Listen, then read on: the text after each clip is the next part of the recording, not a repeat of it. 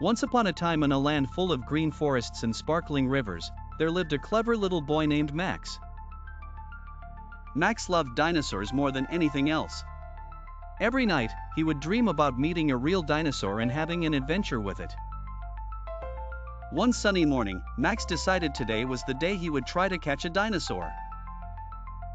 Brave and curious, he packed a backpack with snacks, a flashlight, a map, and his favorite book about dinosaurs.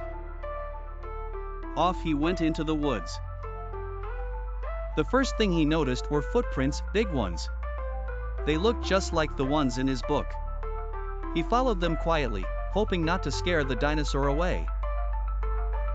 As he walked deeper into the forest, he began to hear strange sounds. Roar, echoed a voice from beyond the bushes. Max felt his heart race with excitement. What if it was really a dinosaur? He crept forward cautiously and peeked through the leaves. There he saw it, a big, friendly dinosaur nibbling on some leaves. It was a triceratops, the very same kind he read about in his book. The dinosaur looked up and saw Max. Instead of running away, it tilted its head, as if curious about this tiny human. "Hello, I'm Max," he said softly, stepping out from the bushes. The triceratops blinked and then made a soft cooing noise, as if to say hello back.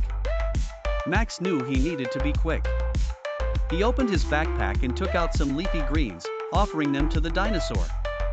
The triceratops took a step forward and eagerly munched on the leaves. Max felt a rush of joy. He had caught a dinosaur, not with traps or tricks, but with kindness and food.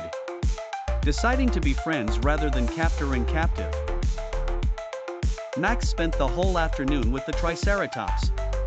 They played hide and seek among the tall trees and even splashed around in the sparkling river.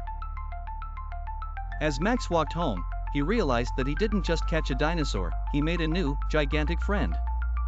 He couldn't wait to tell everyone about his amazing day and began counting down the days until his next adventure with his dino buddy. When the sun started to set, Max knew it was time to go home.